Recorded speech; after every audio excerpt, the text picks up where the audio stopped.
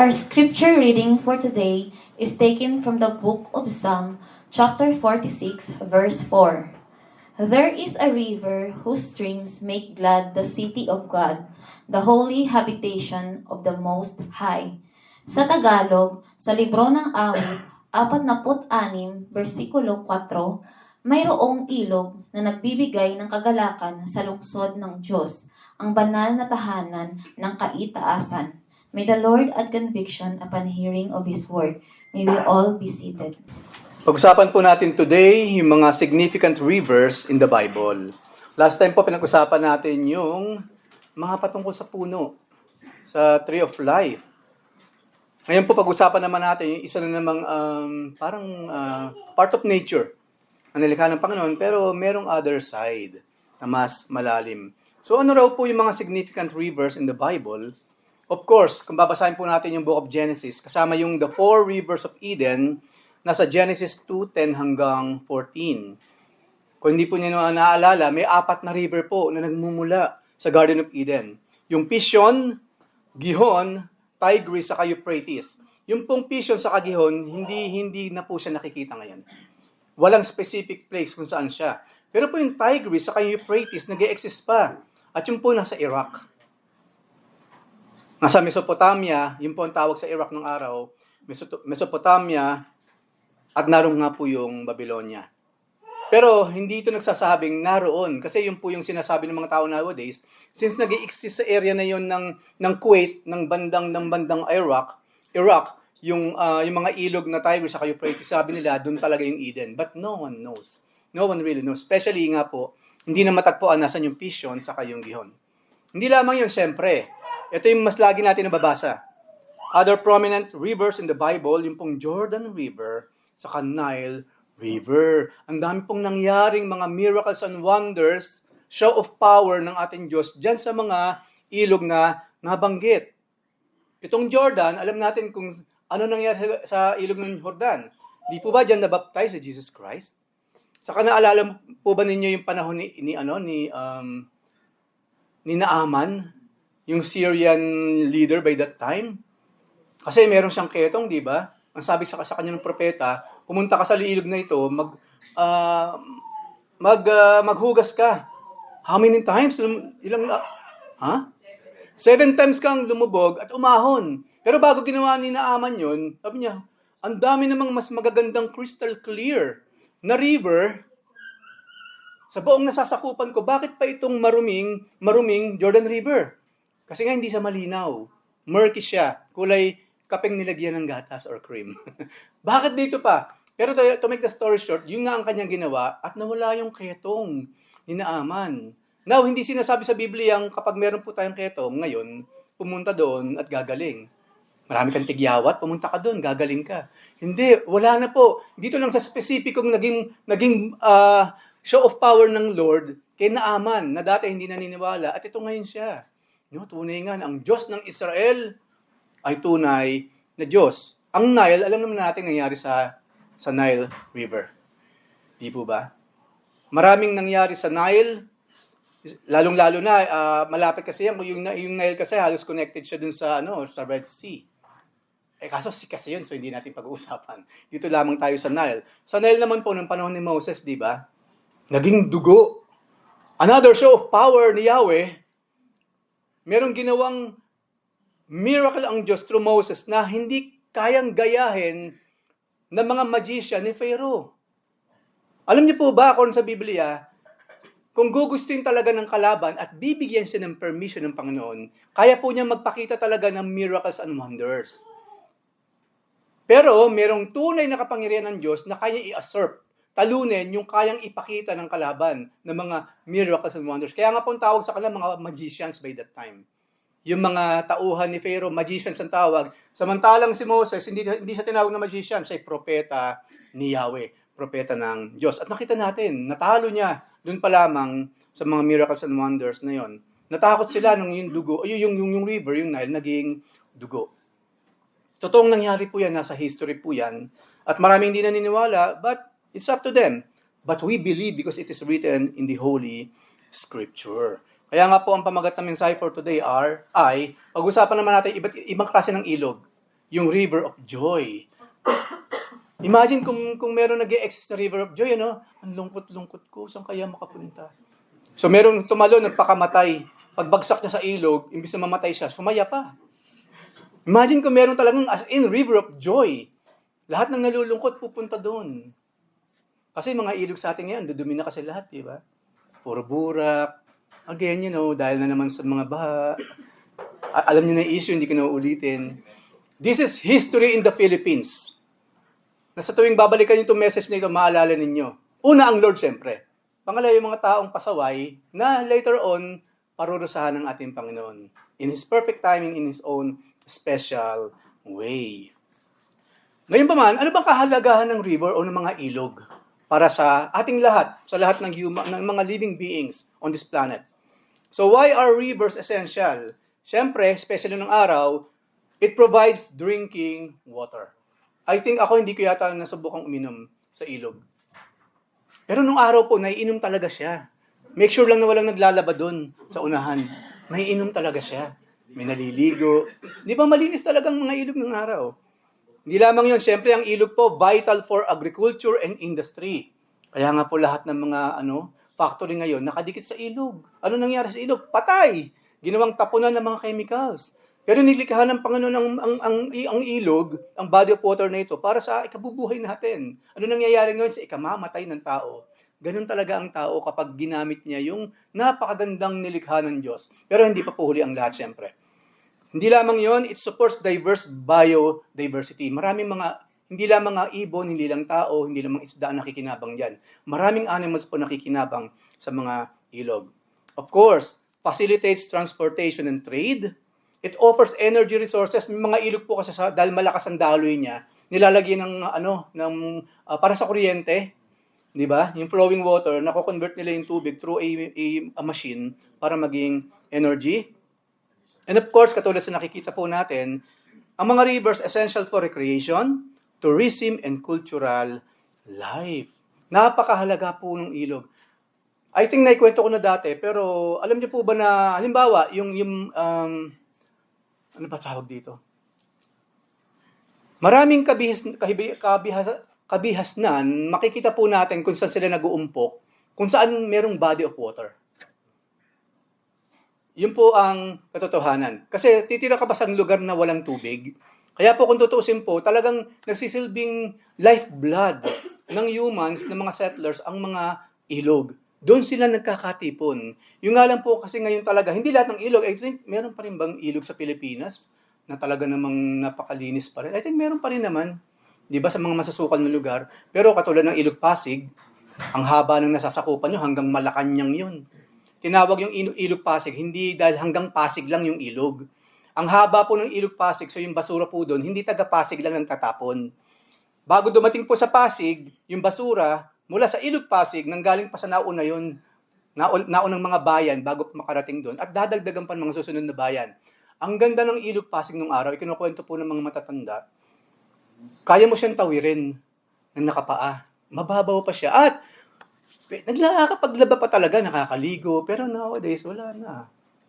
Kasi nga po, imbis na magagandang tanawin ang nasa tabi ng ilog, naalagaan yung ilog, ang inilagay doon, yung mga factories, ginagawa siyang tapunan ng mga chemicals. Hindi pa naman huli ang lahat. Diba? Meron na po ginagawa ang ating mga authority para po sa bagay nito. So, ganyan po ka-essential ang ilog. Meron po ako nakikita mga bansa, yung mga ilog nila, hindi na hinayaang, tambakan ng mga factories, hindi na hinayaan ng mga puro squatters ang tumira. With due respect po sa mga squatters, sila kasi yung talagang nagtatapon dyan. Imagine po natin, saan ba itatapon yung, may banyo ba sila? Wala naman, di ba? Lalabas pala sa labas para makapagtapon ng basura, diretso na yun doon. Siyempre, mga tagalabas din siyempre, papasok doon para magtapon. At yung nga po yung mga factory. Pero alam niyo, may mga bansa, hindi hinayaan yan. Pinaganda nila yung mga tabing ilog. I hope one day, maisipan din ng government yon. One day, kung hindi pa babalik ang Panginoon. Kasi po malapit na talagang bumalik ang Panginoon. All the signs and wonders, lahat po ng senyalis ng kanyang pagbabalik, nakikita na po natin ngayon. Yung sinasabi po sa Timothy na in the latter days, in the last days, Even children will kill their parents. They will hate each other. Sabi po sa Timothy, in the last days, the love of many will become cold. Magiging malamig na ang pagmamahalan ng pag-iibigan ng mga tao. Hindi lamang lalamig yung kapitbahay, kundi sa loob ng tahanan mismo. Magiging malamig. Hindi na katulad ng original na pag-ibig na binibigyan ng Panginoon. Yung klase ng pag-iibigan meron ng tao sa loob mismo ng pamamahay. These are signs, matinding sign of the last days. And it's happening now. Kailan na naman, I think kahapon nakaraan, meron na namang nanay na naman. Ibinubugaw na naman yung sariling anak. Pati pamangkin, ibinugaw na rin. Nanay yun. Alam ko matatagal na nangyayari yun, pero mas rampat na po ngayon. Why? Because we are now living in the last days. Huwag po natin kalilimutan yan. So meron pa rin naman pag-asa hanggat hindi talaga ang Panginoon pumapasok sa pintuan. So let's do our part. At patuloy tayo mag-pray na bumangon at bumangon ang bansang Pilipinas, hindi lamang Pilipinas, kundi lahat ng bansa na nangangailangan ng tulong ng ating Panginoon. Ngayon po, meron tayong pag-uusapang river na laging nabanggit sa New Testament at maging sa Old Testament. So unahin po natin yung nasa Old Testament. Meron pong river na nagdudulot ng overflowing mercy and grace.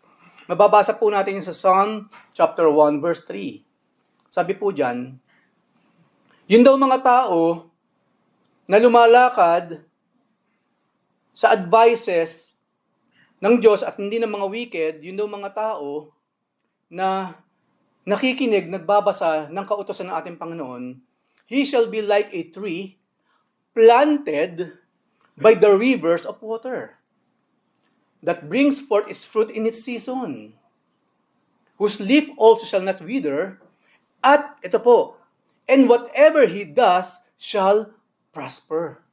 Ang tawag po ng mundo sa mga taong, uy, hinipo lang niya yung atis na tinda ko, nabili na lahat.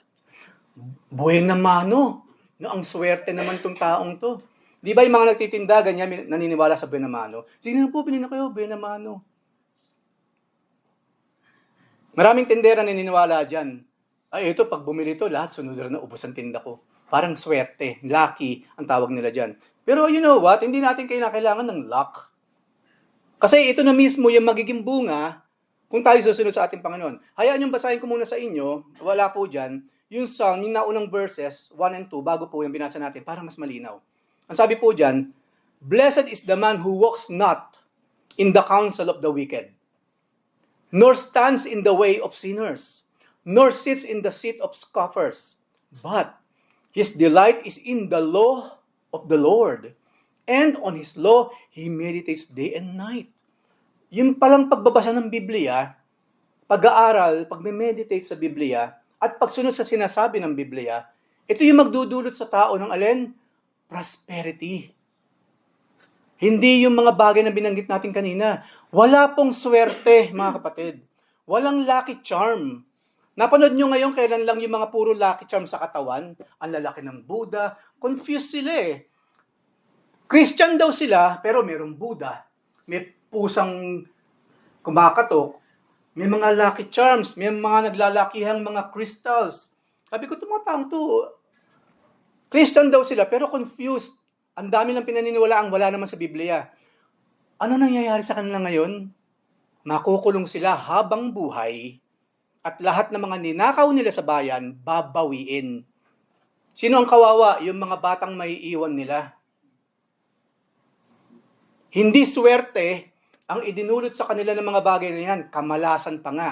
And you know what? Yung mga word na tinatawag na malas po ng mundo, parusa ng Diyos po ang tawag doon, consequence ng sin. Totoo po ang Biblia. Kung ano raw tinanim natin, yung aanihin natin. We cannot mock God.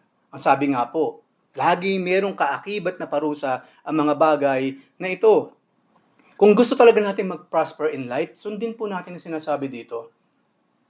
Sa verse 1 and 2, at ahantong siya sa verse 3. Ngayon po merong catch dito sa verse na ito. Kaya ako nilakihan, ang lahat, kaya all caps yung letters sa word na planted. Trees do not plant themselves. Ang sabi po siya, planted siya. Merong nagtanim sa kanya sa tabi ng puno. Hindi sinabi nung andun na siya antimano, na nakatayo siya.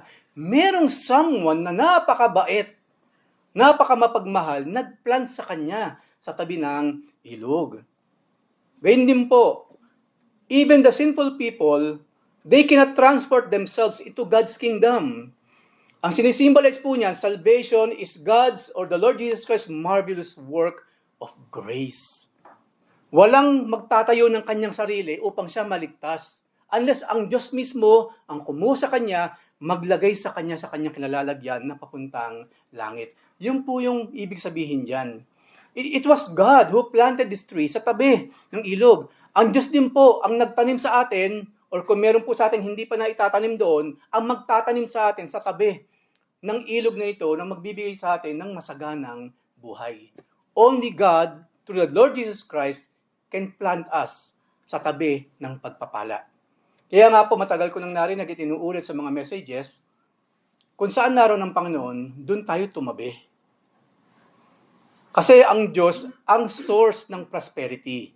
Ang Diyos po ang source ng alin? Lakas, ang kalusugan, ang talino, ang wisdom. Diyos po ang source ng lahat niyan.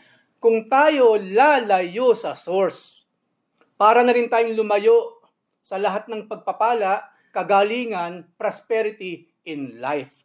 Yun lang po ang ibig sabihin dyan sa verse na yan. Kaya nga lagi natin paalala sa lahat, kung saan naroon ang gawain, doon tayo dumikit. Merong gawain para sa Diyos at merong gawain ng mundo. Ang gawain ng Diyos, ito na po ang ating kahinatnan, matatanggap. Prosperity, heavenly prosperity. Sa mundo, ano meron? Kalugihan po. Akala natin nagkakamal, katulad sa nangyayari ngayon doon sa mga magagaling na mga engineers. Nung araw po, dumating ako sa time, ang daming engineers ngayon gumraduate, pero walang makitang trabaho, ang lilit ng sweldo. So sabi ko, baulit-ulit, hindi pala totoo na kapag engineer mayaman. Sa mga bagong kaganapan ngayon, nagbago na naman ang isip ko. Kapag naging district engineer ka pala, 11 digits, pwede kang magkaroon ng pera. Yun ay pamantayan kasi ng mundo, na madaling ligligin ng Diyos yan. Yung pangalan nila, kasama nila sa kulungan, yung mga mukha nila, yung mga ginawa nila, nakaukit na sa kasaysayan ng Pilipinas. It will never be forgotten. Ang kahiyang dinulit nila kay Nino sa kanilang sarili. Imbis na dumikit sila sa Diyos, dumikit sila sa kamunduhan. Ayan ngayon ang nangyayari sa kanila. Napaka-swift po ng justice from God. There's only one attitude God has towards sin, and that is to punish sin. So alam na natin ngayon, hindi siya mystery. Hindi po secret. Katulad sa sinasabi ng iba, bibili ka ng libro napakakapal, ang nakasulat sa title, The Secrets of Prosperity. Prosperity is not secret at all. Nasa kamay ng Diyos yun. Ang kinakailangan lang natin, magkaroon ng intimate relationship with our God. At siya na ang bahala sa atin. And all these things shall be added unto you. Yun po ang sinabi dyan. Hindi lamang po overflowing mercy and grace ang meron doon sa river na pinaglagyan sa atin ng Panginoon. Meron pa ibang klase ng river sa Biblia. Pangalawa, meron pong river, sabi po dyan, refreshing water for the soul. Kanina, kung yun ang magbibigay ng refreshment sa ating mga physical na katawan, sa ating buhay, kailangan lalo na ng ating kaluluwa. Di ba ang hirap, yung pagod ng katawan kasi sandali lang pag pinahinga mo yan, okay na eh. Paano kung pagod ang ating kaluluwa? Pagod ang ating puso't isipan? Saan natin kukunin yung kapahingahan dyan? Panonood ng TV? Pag nanonood tayo ng TV ngayon sa YouTube, di ba? Puros kalungkutan din naman ang laman. Kung gusto naman natin matawa, puro kalokohan naman, mga hindi makadiyos ng mga katatawanan ang palabas. Ako po, iwas na iwas sa mga ganyan. Kasi lalagyan lang ako ng dumi sa isip. Matututunan ko lang yung mga bagay na dapat hindi ko natututunan. Kaya ako po umiiwas sa mga yan. Umiiwas ako sa mga ganyang klase mga palabas, mga jokes. I don't like those things kasi po pollution lamang siya. It will only pollute my mind. So ano itong refreshing water for the soul na pwede nating makamit, na hindi talaga kaya ibigay ng mundo pero pwede nating makamit. Basahin po natin yung John 7:38. Ang nagsasalita po dito si Jesus Christ Himself, ang ating Lord. Ang sabi po niya, "He who believes in me, as the Scripture said," nagko-quote din ng Lord sa Scripture, "as the Scripture said, from His innermost being will flow rivers of living water." Hindi lang pala isang ilog. Rivers of water ang kaya niya ibigay sa atin. Napag-usapan natin sa nauna, yung isang river na yun, enough na siya para bigyan ng napakaganda, busilak, marangyang pamumuhay, malinis na pamumuhay yung puno. Isang ilog lang yun. Ang pangako po ng Panginoon, rivers of water. Maraming klase pa ng iba't ibang klaseng iilog meron ng ating Panginoon. Kaya niyang ibigay sa sino daw? Maniniwala, mananampalataya, tatanggap sa Kanya bilang Lord and Savior. At kinote lang yun ng Panginoon sa Old Testament. Kaya po mahalaga na meron tayong alam sa Scripture so we can quote. Ito mga golden truth. At may apply natin sa ating mga buhay, especially po kapag tayo dumaraan sa iba't ibang klase ng kahirapan. Ito lang talaga ang kailangan natin. Isusunod ko po, wala po dyan, para mas malinaw, yung 739. Ano ibig sabihin nito, Kuya Eric? Anong klaseng river ba yung pinag-usapan dito? Kasi madalas gumagamit ng ganyang klase ng analogy ang Panginoon, di ba? Nilinaw po niya yung sa John 7:39. Sabi po, "Now, this Jesus said about the Spirit, whom those who believe in Him were to receive. For as yet, nung ang Panginoon nabubuhay pa, hindi pa kasi na ibibigay o hindi pa niya ipinapadala ang kanyang banal na Espiritu. Why? Because Jesus was not yet glorified." Yung Holy Spirit po pala ang binabanggit dito. Kaya na naman sabihin ng marami, cliché. Akala ko naman talaga merong ilog talaga, maraming ilog. Na kung saan lahat ng kailangan ko maibibigay. Hindi lamang ako, kundi ang pamilya ko. Yung pala, Holy Spirit na naman pala pinag-usapan dito. Kaso ano pa ba naman ang pwedeng ibigay ng Panginoon sa atin na sukat talaga na ikaliligtas natin at hindi lamang yon, magagawang maayos ang ating buhay. Mamuhay tayo ng sagana nang hindi natin kinakailangang magnakaw.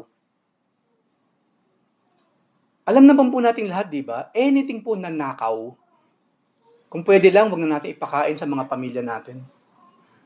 Kasi hindi ba nakakahiya? Parang ganito lang yan, inaikukwento ng mga kapatiran. No? Nanalo sa lottery, nanalo sa sugal in short, nagpapansit. Kung tayo yung matalino, full of wisdom na Kristiyano, hindi tayo nagmamadali, una pang kumukuha sa pansit. Kasi saan nanggaling yun? Alam naman natin na ang Biblia po, hindi sang-ayon sa any kind of pagsusugal. Baka naman, buti lang yung pogo, natigil na. Pero I hope naman, ang mga Kristiyano alam niya na hindi tama ang pagpopogo. Especially kung saan na naman nauuwi yung oras niya eh. Di ba pwede namang kesa maglaro, mag-aral na lang, mas tumalino.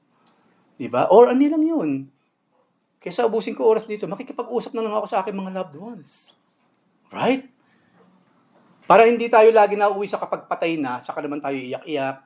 Pag namatay na, saka magpapadala ng bulaklak. Kung kailan patay na, hindi na nakakarinig, ang dami-dami sinasabi.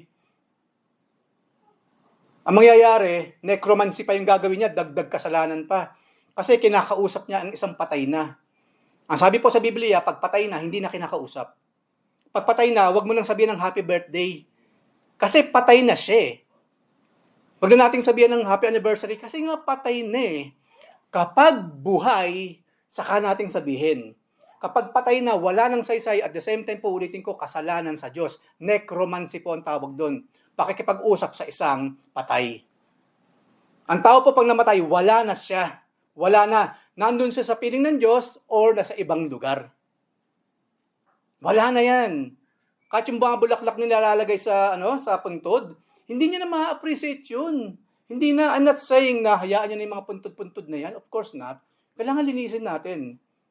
Pero ang point ko, yung mga pagkain nilalagay sa puntod, Yung mga burger, yung mga paborito ng pagkain, yung mga halaman, yung mga flowers, yung mga kandilang kagaganda, hindi na niya yan makikita o ma-appreciate. Wala na kasi siya. Iba ang mag-a-appreciate nyon at iba ang kakain siyempre ng mga prutas. Hindi siya 100 to 100%. Kaya ulitin ko po bilang education sa ating lahat, kapag nag-birthday po yung mga nanay, mga mahal natin sa buhay na matagal ng pumanaw, huwag na natin batiin. Wala po kasing saysay yun. Hindi niya bababasa yun, hindi niya malalaman yun. Wala na kasi siya dito. Ang tama po ganito. Maraming salamat, Panginoon, sa naging birthday ng aming nanay nung siya nabubuhay pa. Hindi tayo nakipag-usap directly sa patay. Pagpasalamat na natin sa Panginoon, yung buhay na isinare ng ating mga mahal sa buhay. Yun na lamang po. Paulit-ulit ko po ito sinasabi kasi hanggang ngayon meron pa rin kasi. Nagugulat ako lagi, ba't binati niya na naman yun? 20 years ng patay yun. 20 years na siyang hindi nakikinig sa taming aral. Even though nakaupo lang siya dyan, nakikinig naman nababasa naman ng Biblia, mukhang hindi niya nag-gets itong mga bagay nito. Kaya inuulit-ulit ko po. Kung meron kayo makikita sa Biblia na okay lang makipag-usap sa patay, okay, tingnan natin, pag-usapan natin. Kaso wala po kasi. Baliktad pa nga sinasabi ng Biblia, karumal-dumal sa Diyos ang nakikipag-usap sa patay. Yun po sinasabi. Pag paulit-ulit po natin ginawa yan, yung lungkot, yung pighati, hindi matatanggal. Paano tayo makakapag-move on?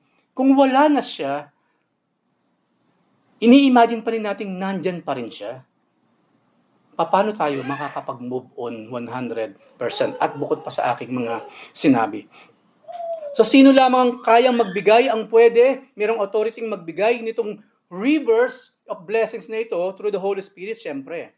Jesus is the one who provided the living water that gives eternal life to man. Kapag ang Holy Spirit po pumasok sa buhay ng isang tunay na tumanggap kay Kristo, isang ibig sabihin nun, that person, when he die, he will go to heaven. Yun lamang pong merong spirito ng Diyos ang papasok ng langit. Paano raw tayo magkakaroon ng spirito ng Diyos kung saan ang dulo nun mapupunta tayo sa langit? Tumanggap kay Jesus bilang Diyos at tagapagligtas. Kaya nga po sinabi sa Biblia, di ba? Kapag hindi niyo ako kinilala, hindi ko rin kayo kikilalanin. Sabi ng Panginoon. Ano pa sinabi ng Panginoon? Bakit siya lang? Kailangan natin siya para tayo pumasok sa langit? Sa tahanan ng Diyos? Sa banal na tahanan ng Panginoon? I am the way, I am the truth, I am the life. Hindi niya sinabing I am a way, I am a truth, I am a life. Sabi niya, I am the truth, I am the way, I am the life. Wala na kasing iba kundi siya lang. Kaya po, kawawa ang mga taong nabubuhay ng kabait-bait naman. Hindi siya nagnanakaw sa flood control projects. Pero kung wala pa rin Kristo sa kanyang puso, hindi siya papasok ng langit. Kaso kuya, di ba? Pinalaki niya naman yung mga anak ko. Naging mabuti naman sa aming mga magulang. Actually, hindi kami magkakaroon ng ganitong klase pamumuhay kundi dahil sa kanya. Regardless, kung walang Kristo sa puso, hindi po siya papasok ng langit. Lahat na ng papuri natanggap na niya habang siya nabubuhay. Kasi ginawa ng tao yung mga bagay na yon on his own power, on his own will, hindi galing mismo sa udyok ng banal na Espiritu. Paano siya mauudyokan ng Holy Spirit kung wala naman ang Holy Spirit sa kanya? So, we must accept the Lord Jesus Christ bago humantong dito at ultimately, bago tayo makarating ang ating mga kaluluwa doon po sa langit na nais puntahan ng lahat. Hindi lamang po yan. Siyempre po, since pinag-usapan natin ang langit, meron din pong ibinigay ng Diyos na extravagant flow of eternal life. Ang sabi po sa Revelations 22, verse 1 and 2a, ito po yung si John the Beloved, binigyan siya ng vision. Sabi niya doon sa unang parte ng Revelation, I was in the Spirit on the Lord's day. So kinuha ng Panginoon ng kanyang espiritu at dinala sa mga lugar na ito. At nakita niya ang mga vision na ito. Kasama sa kanyang vision, sabi diyan, papatapos na po ito ng Revelation. Ito na yung mga pangako para sa mga taong talaga namang para kay Jesus at hindi susuko. Sabi po diyan, then the angel showed me the river of the water of life. Meron ding ilog doon sa langit. Bright as crystal, Flowing from where? Sa Eden po, yung 4 na ilog nagmumula sa hardin. Pero yung prototype, which is nasa langit, yung ilog nagmumula saan? Galing siya saan? From the throne of God and of the Lamb. Verse 2, through the middle of the street of the city. Ito po yung New Jerusalem. Dito po tayo titira. New Jerusalem. Ang lahat ng bagay babaguhin at tayo po, kung tunay tayo may Kristo sa ating mga puso, hindi tayo makakasama sa mga magdurusa. But we will live in this place, New Jerusalem, kung saan ang lahat ay perfect. Everything is perfect. At hindi lamang yun. Merong ding ilog doon. Meron ding ilog doon. Ito nga yung pag-uusapan natin ngayon. Magmumula na siya mula sa trono. Tingnan niyo yung first and second person of the Trinity. The Father and the Son, yung pong lamb, yung tupa, yung kordero po, si Jesus Christ yun. Nakaupo sila sa isang trono. We believe in the Holy Trinity. The first person is the Father, the second person is the Lord Jesus Christ, the third person is the Holy Spirit. Through the Holy Spirit, nakarinig tayo dito. Pagdating naman natin sa langit, makikita natin yung tubig nagmumula sa trono ng Ama at ng Kordero. This is mga patunay that there is the Holy Trinity. One God in 3 distinct persons. Hindi po personality. Persons po. In 3 distinct persons. Anong ibig sabihin na ito? This river, hindi po siya katulad ng any kind of river sa mundo. Kasi ay mga river sa mundo kasi nanggaling din naman sa buong mundo yun. Paikot-ikot lang through magnetism and so on and so forth. Yung mga streams sa ilalim ng tubig. Yan po. Ito kakaiba po ito. Ito raw river na ito, sinisimbolize niya yung continual flow of eternal life from God's throne to heaven's inhabitants. Yun yung mismong sinabi ng Panginoon kanina, di ba? Yung sinabi niya, nang sino mang tatanggap sa akin, maniniwala sa akin, bibigyan ko ng mga ilog. Bibigyan ko ng spirito, nang kung saan magkaroon ng eternal life. Eternal life. Ayun po, para mas lalo po nating ma-appreciate po itong verse na ito, hayaan pong basahin ko sa inyo yung buong konteksto. Hindi kasi siya magkakasya. Babasahin ko yung 22 verses 1 to 5. Madadaanan din po ito. So, then the angel showed me the river of the water of life, bright as crystal, flowing from the throne of God and of the Lamb. Verse 2. Through the middle of the street of the city, dun siya, dumadaloy sa gitna ng city ng Panginoon. At ito nga po yung pinag-aralan natin last time. Also, on the either side of the river, andun din yung the tree of life, with its 12 kinds of fruit, yielding its fruit each month. Yung daw mga dahon daw ng punong ito were for the healing of the nations. Di ba sinagot natin, nasa langit na, aanhin pa yung mga healing ng mga dahon na yan. It symbolizes na yun ang dulot ng Panginoon. Eternal healing. Ang ibig sabihin lang po nito, wala nang pagkakasakit sa langit. Yun lang po ibig sabihin yan. Di ba? No longer, sabi po dyan, about dun sa dahon ng tree of life, no longer will there be anything accursed. Wala nang isusumpa. But the throne, wala nang bagay na isinumpa, wala nang bagay na marumi. Lahat ay pawang, malinis, busilak, perfect. Yun ang ibig sabihin po niyan. But the throne of God and of the Lamb will be in it.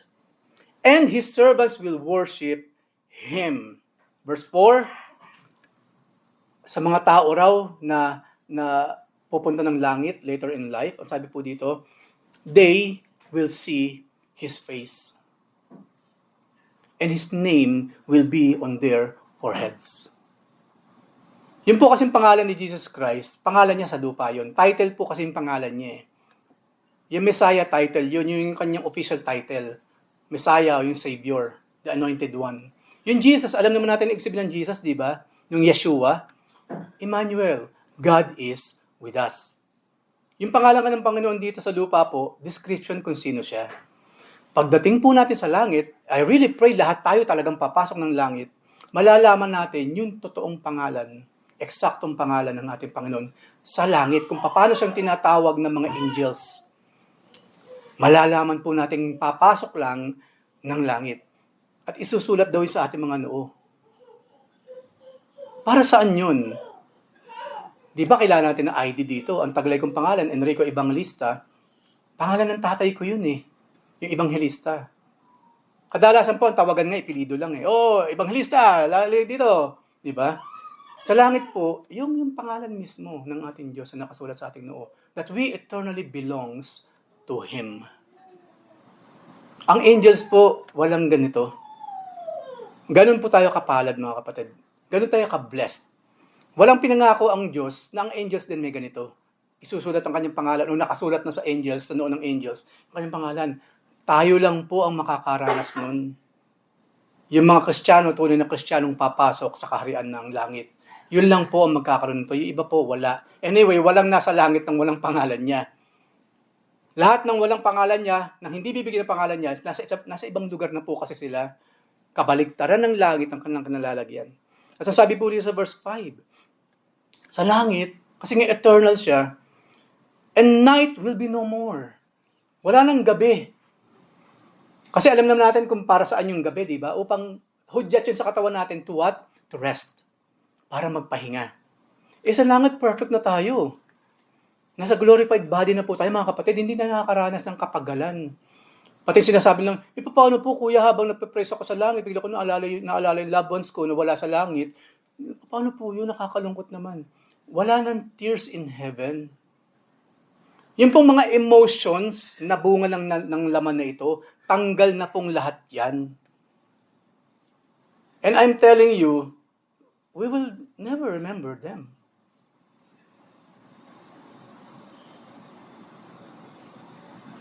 Imagine, ang Diyos po ang naglalagay, nagbubulid ng kaluluwa sa impyerno.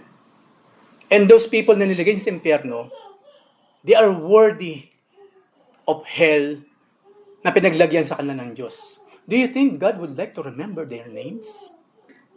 Yung mga taong ayaw talagang maniwala sa Kanya? Even as pagdating po doon, wala na yung ganung drama. Sa mga drama, mga TV series po lang meron yung mga ganyan. Sa mga pelikulang punong-puno ng human emotion. Pero tayo po hindi. Pagdating natin doon, si Jesus lang.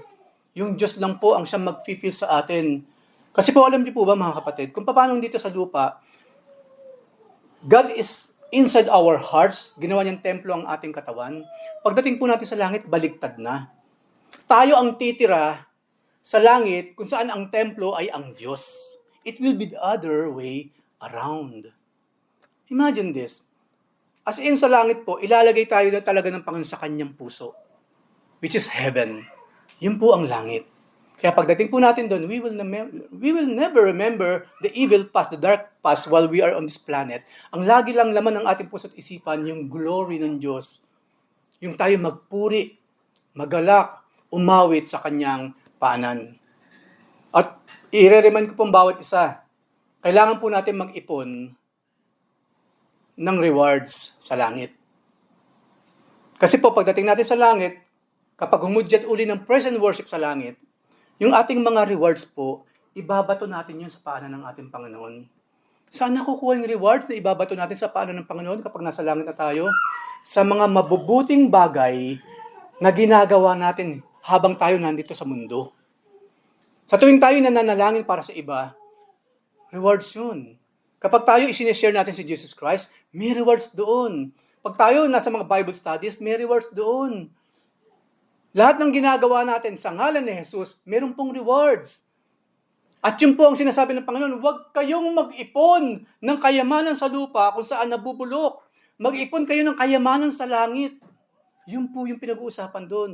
Mag-ipon tayo ng reward here. Huwag tayong tamad na Kristiyano. Wala tayong maiipong reward. Wala. Nakakahiya naman, nasa langit na nga tayo, nang magtawag ang angel ng worship time. Hallelujah. Pati mga 21 elders ng tayuan lahat. Holy, holy, holy God Almighty. Tayo namang mga babato tayo ng ating mga crowns. Tapos, ako kunyari, wala akong maibato. Diba? Sabi ng iba, hindi na siguro mahalaga yun kasi nasa langit na naman eh. Yun ang pinakamahalaga, nasa langit na. Kapatid, mahalaga sa Diyos yun. We are not talking about you. Kapag nasa langit na po tayo, at even though we are now here on this planet, we are not talking about us. All of this is not about us. This is about God. Kaya wag natin sabihin okay lang yun. Hindi po yun okay. Kasi mahalaga siya sa Diyos. Maliwanag po ba yun mga kapatid? We are not here para mabawasan yung konsensya natin sa nagawa nating kasalanan the other days. We are not here para tumanggap ng pagpapala. We are here because of God. To serve Him.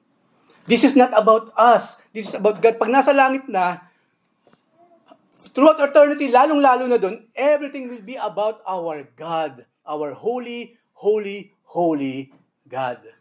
Anyway, yung mga ganung klaseng tanong kasi, tanong yun ng mga baguhan pa sa pananampalataya, or matagal sa pananampalataya, pero baby in faith. Immature sa kanilang spirituality. Pero sinabi ko sa inyong lahat ngayon, nothing in heaven will be about us. It will be about God. Huwag natin sasabihin na, puro praise and worship lang ba gagawin natin? Di ba parang boring yun? Bakit? Ano bang langit? Para sa'yo? Dinala lang tayo ng Diyos sa langit. We don't belong there. Pero dahil sa kanyang pagmamahal, dinala ka lang. So this is about, dun sa person na nagdala sa atin sa langit, about God, no one else. So kalimutan natin yung ganyang klase mga thoughts. Anyway, naiintindihan ko po kasi we are still in the flesh. But sinabi ko na, alam nyo na dapat nyo iwasan. Okay? Alam na natin yung dapat nating iwasan. So imagine this, napakaganda. There will be no more night. They will need no light or lamp or sun. Wala man lang sun. Why?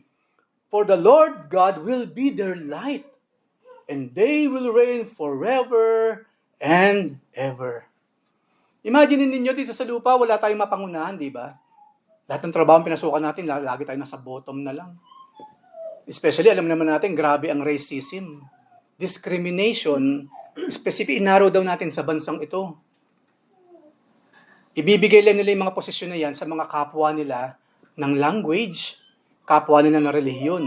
Kung hindi man, sa mga galing sa West, sa mga puti, sa mga powerful ang passports. Pero sa atin, ng mga taga-Southeast Asia, taga-Asia, we are almost at the bottom of them all. Pero ano po ba sa langit?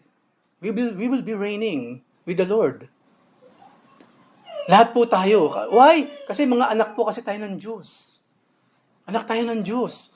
Anak tayo ng hari. So kung anak tayo ng hari, ano tayo? Princess and princesses. Yan po tayo sa mata ng ating Diyos. So mamuhay tayo bilang royals. Alam po ba natin yung pagkilos, panalita ng mga royals?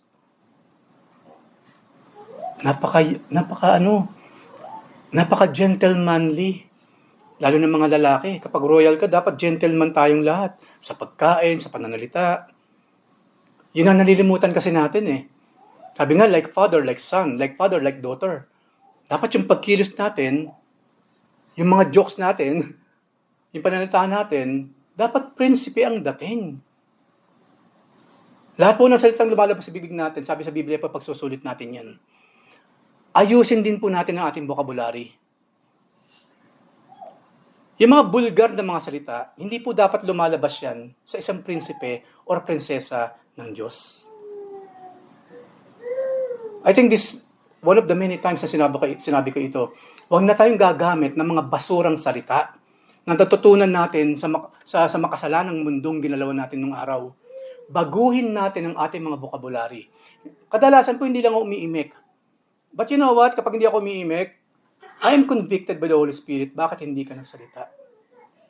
So maybe this time I will. Okay lang po ba sa inyo? Pag nakarinig ako ng mga bulgar na salita sa inyo, sasabihan ko kayo?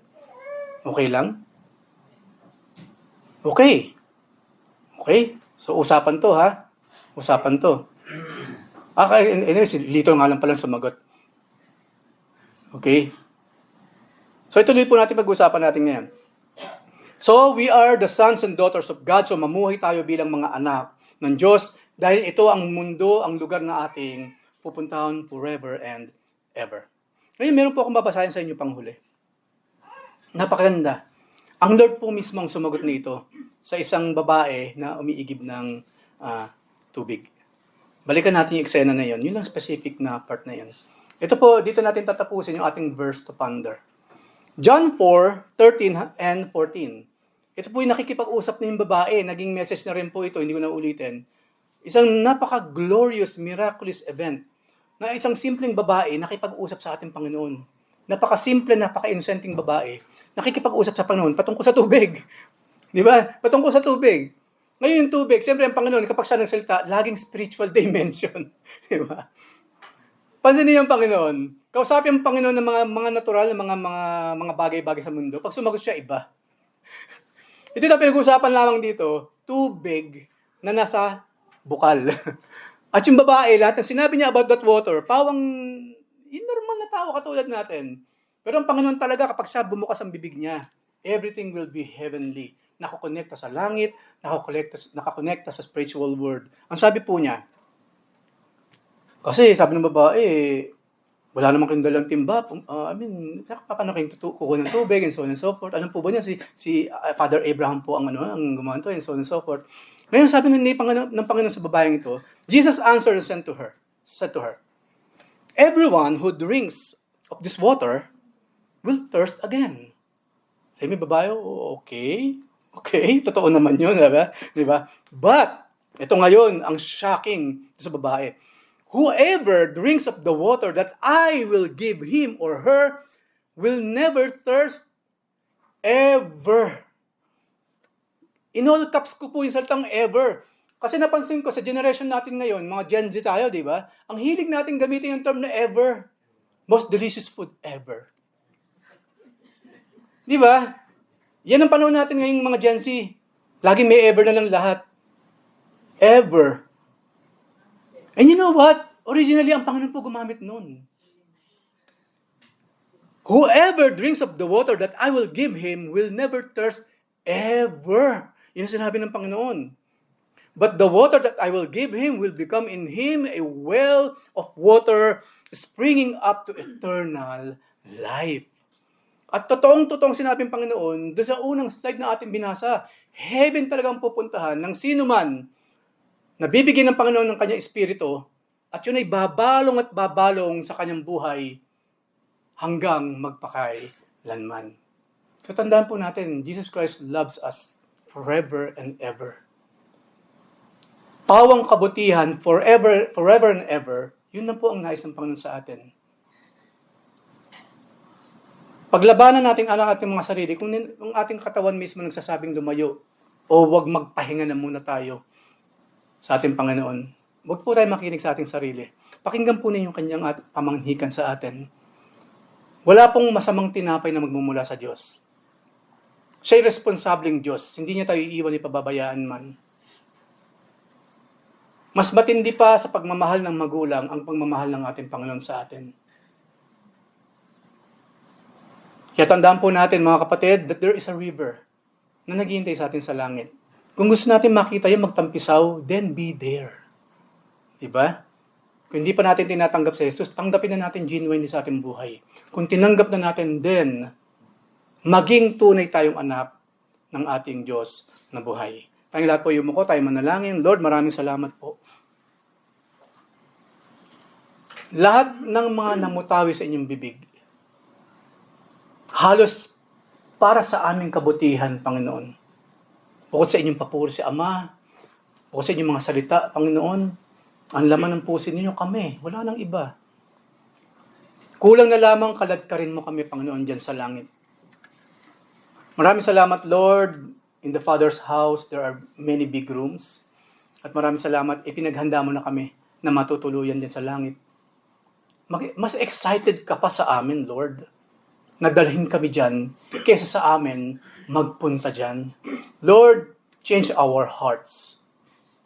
Give us the revival na kinakailangan namin. The spiritual revival. Na para kaming bago uli sa pananampalataya. Ibalik mo kami, Panginoon, dun sa unang pag-ibig. Yung tamis, yung init ng unang pag-ibig na naranasan namin nung pumasok ka sa aming mga puso at isipan. Maraming salamat, Lord. Ang dami-dami mong pangako, mga sinabing napakagaganda at nagkakatotoo.